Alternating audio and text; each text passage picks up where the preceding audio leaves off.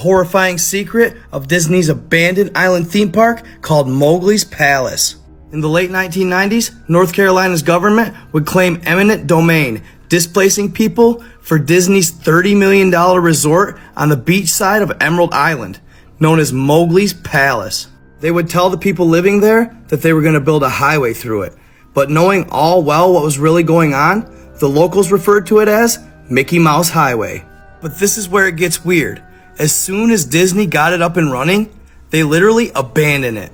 Shortly after that, it became a ghost resort. You couldn't even find any references to it online. So is it true? Did this theme park really exist? After reading about the resort on the dark web, these were some of the questions rolling through Christopher Howard Wolf's mind. So the Reddit user, also known as Slime Beast, grabbed his camera and got ready for adventure. He was even able to dig up a map they sent him years ago in the mail. His story, too. After Reddit user Christopher Wolf reads about the abandoned theme park on the dark web, he decides to check it out for himself. By this time, the park was so overgrown, you could barely see it from a distance. As Wolf approaches the entrance, he notices the large wooden gates. The park had been so vandalized by looters, it was easy to go in unnoticed. He eagerly slips through a small crack in the front gate. But just as he steps foot on the grounds, camera in hand, he instantly knew something was off. He would make his way through building after building, taking pictures. What was once a beautiful theme park was covered in graffiti. It was very surreal, said Wolf. Everything was seemingly normal for the first half hour, 45 minutes. But then I hear what sounded like two people whispering. I didn't believe it. I didn't know. Your father told you. I didn't know. Well, he told you. I didn't know. 3. Help me. I didn't know. Your father told you. No. The whispers continued from what sounded like around the corner. As I approached, "Hello, is anybody there?" They stopped. "Hello?" Nothing. I must be hearing things, thought Wolf. As I continued, I passed a large statue of Baloo the bear. As I looked it over, I almost felt sad as it was heavily damaged.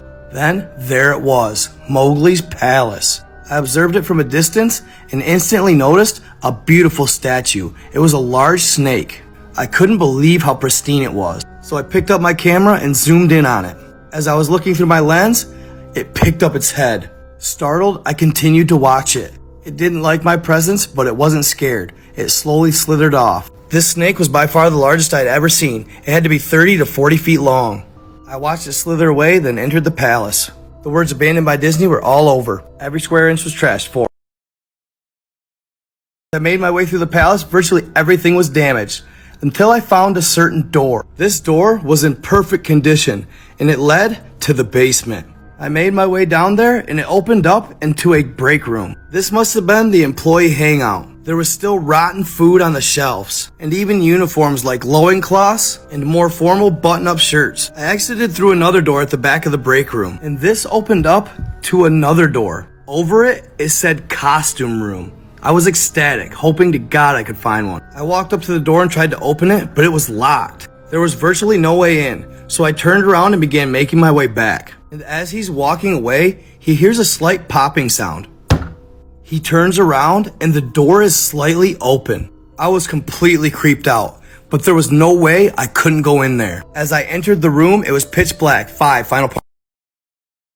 He steps into the costume room. It's pitch black. He picks up his camera and clicks the flashlight on. He slowly begins to look around, and suddenly the lights flicker and then turn on. Jackpot! He looks around and there's full-size Disney costumes everywhere. The room is in a circle and they're lined up evenly spaced around the wall. He looks to his right and spots a Donald Duck. He makes his way towards it, and out of the corner of his eye, he notices a Mickey laying in the middle of the floor.